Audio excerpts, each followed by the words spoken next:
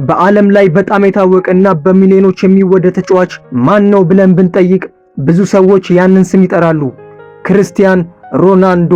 ነገር ግን ዛሬ የምነግራችሁ የጎል ታሪክ ብቻ አይደለም። ይህ ከድህነት ወደ ዓለም አንደኛ የደረሰው ሰው ታሪክ ነው። በትንሽ ደሴት ላይ ተወልዶ እስከ ዓለም አቀፍ ኮከብነት የደረሰ ሰው ነው። ስለዚህ ቪዲዮውን እስከ መጨረሻ ተመልከቱት፣ ምክንያቱም ሮናልዶ ያልነገረን የህይወቱ ሚስጥር ታውቃላችሁና። ሰላም ጤና ይስጥልኝ። ይህ ቡራ ኤፍሲ ነው። ሮናልዶ 10 ዓመት ሲሆነው ከአካባቢ ቡድን ጋር መጫወት ጀመረ። በዚያን ጊዜ ከሌሎች ልጆች በጣም ፈጣንና ብልህ ነበረ። ግን በትምህርት ቤት ውስጥ በድህነቱ ምክንያት ይሳለቁበት ነበር። አንዳንዶች ከዚህ በላይ አትደርስም ይሉት ነበር። ነገር ግን ሮናልዶ አንድ ነገር አለ። ሌሎች ሲሳለቁበት እሱ የበለጠ ይሰራ ነበር። 12 ዓመት ሲሆነው ትልቅ ውሳኔ ወሰነ። ቤተሰቡን ትቶ ወደ ሊዝበን ሄደ። እዛም ለስፖርቲንግ ሊዝበን አካዳሚ ለመጫወት። ይህ የ12 ዓመት ልጅ በጣም ከባድ ነበር። ሮናልዶ ብዙ ሌሊት ያለቅስ ነበር። እናቱን ያስታውስ ነበር። ቤተሰቡንም ይናፍቅ ነበር። ነገር ግን ወደ ቤት አልተመለሰም፣ ምክንያቱም ህልሙን ለመፈጸም ወስኖ ነበር። 2003 ዓመት ስፖርቲንግ ሊዝበን ከማንቸስተር ዩናይትድ ጋር የወዳጅነት ጨዋታ ተጫወቱ። በዚያም ጨዋታ የ18 ዓመቱ ሮናልዶ የማንቸስተር ተጫዋቹን አስደነቀ። ፈጣንም ነበር፣ ብልህ ነበር እና ማንም ሊያቆመው አልቻለም። ጨዋታው ከተጠናቀቀ በኋላ የማንቸስተር ተጫዋች ለአሰልጣኝ እንዲህ አለው፣ ይህ ልጅ መግዛት አለብን። ከጥቂት ቀናት በኋላ ሮናልዶ ወደ ማንቸስተር ዩናይትድ ተዘዋወረ እና እሱ የለበሰው ቁጥር 7 ነበረ። ይህ ቁጥር ቀድሞ በዴቪድ ቤካም፣ ኤሪክ ካንቶና እና ጆርጅ ቤስት የተለበሰ ነበር። በመጀመሪያ ሮናልዶ አልተሳካለትም፣ ጎል አያገባም ይሉት ነበረ። ግን ሮናልዶ እንደገና በስራ መልሶ መለሰ። በየቀኑ ከሁሉ በፊት ወደ ልምምድ ይመጣ ነበር፣ ከሁሉም በኋላ ይወጣ ነበር። ሮናልዶ በጣም አስደናቂ ዘመን ነበረው። ጎሎች ያስቆጥር ጀመረ፣ ዋንጫውን አሸነፈ እና ዓለም ሁሉ ይህ ሰው ልዩ ነው ማለት ጀመረ። 2008 ላይ ከማንቸስተር ዩናይትድ ጋር ቻምፒየንስ ሊግ አሸነፈ። በዚያም ዓመት የዓለሙ ምርጥ ተጫዋች ሽልማት አሸነፈ። በዚያም ጊዜ የተናገረው አንድ ንግግር አለ። እኔ ከሁሉም ሰው የበለጠ ሰርቻለሁ። ብዙ ሰዎች ትዕቢት ነው አሉ፣ ግን እውነቱ እሱ ነበረ። ሮናልዶ ሌሎች ከሚሰሩት በላይ ይሰራ ነበር። 2009 ዓመት ሮናልዶ ወደ ሪያል ማድሪድ በዓለም ሪከርድ ዋጋ ተዘዋወረ። በዚያም 94 ሚሊዮን ዩሮ ተከፈለበት። ሮናልዶ የማይረሳ ታሪክ ሰራ። ጎል በጎል ያገባ ነበር። በአንዳንድ ጨዋታዎች 3 እና 4 ጎል ያስቆጥር ነበር። ከሊዮን ሜሲ ጋር ያለው ፉክክር በዚያን ጊዜ ጀመረ። ዓለም በሁለት ተከፈለ። አንዳንዶች ሜሲን ይወዱት ነበር፣ አንዳንዶች ሮናልዶን። እንደሚባለው ከሆነ ሮናልዶ ከጨዋታ በኋላ እንኳን ወደ ቤት አይሄድም ነበር። ተጨማሪ ልምምድ ያደርግ ነበር። እስከ ሌሊት ድረስ ጂም ውስጥ ይቆይ ነበር። 2014 ላይ ሪያል ማድሪድ 10ኛው ቻምፒየንስ ሊግ ለማሸነፍ ተጫወተ። ይህ ለሪያል ማድሪድ በጣም አስፈላጊ ነበር። ጨዋታው በጣም ከባድ ነበር። አትሌቲኮ ማድሪድ እየመራ ነበር፣ ግን በመጨረሻ ደቂቃ ሪያል ጎል አገባ። ከዚያም ተጨማሪ ሰዓት ላይ ሮናልዶ ጎል አገባ። ከጎሉ በኋላ ሸሚዙን አወለቀ፣ ጡንቻውን አሳየ። ይህ ፎቶ በዓለም ሁሉ ታወቀ። ይህ በሮናልዶ ሕይወት ትልቁ ጊዜ ነበረ። ብዙ ሰዎች ሮናልዶ ከክለቡ ጋር ጥሩ ነው፣ ከሀገሩ ጋር ግን አይሳካለትም ይሉ ነበር።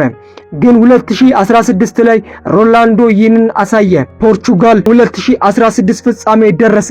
በፍጻሜው ላይ ሮናልዶ ተጎዳ፣ ማለትም ከሜዳ ወጣ። ሰዎች ሁሉ አሁን ፖርቹጋል ተሸነፈ አሉ። ግን ሮናልዶ ከመቀመጫው ላይ ተነስቶ እንደ አሰልጣኝ ጓደኞቹን ማበረታታት ጀመረ። በመጨረሻ ፖርቹጋል 1-0 አሸነፈ። ሮናልዶ በምቾት አልተኛም፣ በሜዳ ውስጥ ያለቅስ ነበረ፣ ምክንያቱም የህይወቱ ትልቅ ህልም አሳካ። 2018 ሮናልዶ እንደገና ዓለምን አስደነቀ። ሪያል ማድሪድ ትቶ ወደ ጁቬንቱስ ሄደ። ብዙ ሰዎች እድሜው አልፏል አሉ፣ ግን እሱ እንደገና ጎል ማግባት ቀጠለ። በጁቬንቱስም ዋንጫ አሸነፈ። ከዚያም በኋላ ወደ ማንቸስተር ዩናይትድ ተመለሰ። የድሮ ደጋፊዎች በጣም ተደሰቱ። ሮናልዶ ለምን እንደዚህ ተሳካለት? ምክንያቱም ችሎታ ብቻ አይደለም፣ በራሱ ያምናል። ሁል ጊዜ ከሁሉም በላይ ይሰራል። በችግር ጊዜ አይተውም። ሰዎች ሲስቁበት እሱ የበለጠ ይሰራል። አንድ ጊዜ እንዲህ ብሎ ነበር፣ ሰዎች የሚያዩት ውጤት ነው፣ ነገር ግን የማያዩት በየቀኑ የማደርገውን ስራ ነው። ያልታወቀ የሮናልዶ ጎን ሮናልዶ ሀብታም ነው፣ ግን ብዙ ገንዘብ ለድሆች ይሰጣል። ለሕፃናት ሆስፒታሎችን ይረዳል፣ ለችግረኞች ገንዘብ ይሰጣል። አንድ ጊዜ አንድ ልጅ ለቀዶ ጥገና ገንዘብ አልነበረውም። ሮናልዶ ሁሉን ከፈለ። ሌላም ጊዜ የጎል ጫማውን ለአንድ ድሃ ልጅ ሰጠው። ይህ ነው ብዙ ሰዎች የማያውቁት። ሮናልዶ በሜዳ ውስጥ ብቻ አይደለም፣ ከሜዳ ውጭም ጥሩ ሰው ነው። ሮናልዶ ወደ 1000 ጎል እየተጠጋ ነው። አሁን ሮናልዶ በ40 ዓመቱ እንኳን መቆም አልፈለገም። ብዙ ተጫዋቾች በዚህ ዕድሜ ጡረታ ይወጣሉ። ነገር ግን ሮናልዶ አሁንም ጎል ማግባቱን ቀጥሏል። ዛሬም ከ900 በላይ ጎሎች አስቆጥሯል እና አሁንም የሚያስብበት አንድ ነገር ብቻ ነው፣ 1000 ጎል መድረስ። ይህ በእግር ኳስ ታሪክ እጅግ ከባድ ነገር ነው። ምክንያቱም 1000 ጎል ለመድረስ በየዓመቱ ብዙ ጎሎች ማግባት ያስፈልጋል። ግን ሮናልዶ ራሱን በጣም ይንከባከባል፣ ምግቡን ይጠነቀቃል፣ በየቀኑ ይለማመዳል እና እንደ 25 ዓመት ተጫዋች ለመጫወት ይሞክራል። ብዙ ሰዎች አሁን እንዲህ ይላሉ፣ ሮናልዶ 1000 ጎል ይደርሳል? አንዳንዶች አይቻልም ይላሉ፣ ሌሎች ግን ሮናልዶ ያውቁታል። ሰዎች አይችልም ባሉት ጊዜ እሱ ሁል ጊዜ ያሳያል። ምናልባት አንድ ቀን 1000ኛውን ጎል ሲያስገባ ዓለም እንደገና ይደነቃል። ከብዙ ዓመታት ጀምሮ በዓለም ላይ ትልቅ ክርክር አንድ ነው፣ ሮናልዶ ወይስ ሜሲ? ሜሲ በተፈጥሮ ችሎታው የተለየ ነው። ኳሱን ሲያይ እንደማንም አይመለስም። ሰዎች በቀላሉ ያልፋል፣ አስደናቂ ፓስ ይሰጣል እና ጨዋታውን ይቀይራል። ሮናልዶ ግን የተለየ ነው። እሱ በሥራ በጥንካሬና በእምነት የተገነባ ተጫዋች ነው። ፈጣን ነው፣ በራሱ ያምናል፣ በአየር ላይ ጎል ማግባት ይችላል፣ በሁለት እግሮቹ ይመታል እና ከየትኛውም ቦታ ጎል ማግባት ይችላል። ሜሲ በአንድ ክለብ ብዙ ዓመት ቆይቶ ተሳክቶለታል። ሮናልዶ ግን በእንግሊዝ፣ በስፔን፣ በጣሊያንና በሌሎች ሀገራት ሄዶ በሁሉም ቦታ ተሳክቶለታል። ሜሲ የዓለም ዋንጫ አሸንፏል። ሮናልዶ ግን ከፖርቹጋል ጋር ዩሮን አሸንፏል። አንዳንዶች ሜሲ ይችላል ይላሉ፣ ሌሎች ሮናልዶ ይችላል ይላሉ። ግን እውነቱ አንድ ነው። ሁለቱም በእግር ኳስ ታሪክ የማይደገሙ ተጫዋቾች ናቸው። ነገር ግን ሮናልዶን የሚወዱ ሰዎች አንድ ነገር ይላሉ፣ ሜሲ በተፈጥሮ ችሎታው ታላቅ ነው፣ ሮናልዶ ግን በስራ የተገነባ ታላቅ ነው። ክርስቲያን ሮናልዶ በሕይወቱ ሁሉ አንድ ነገር አሳይቶናል። ድህነት፣ ችግር፣ ሰዎች ሲሳለቁበት ወይም ሰዎች አትችልም ሲሉት እንኳን ተስፋ ካልተቆረጠ ሁሉም ማሳካት እንደሚቻል ክርስቲያን ሮናልዶ አሳይቶናል።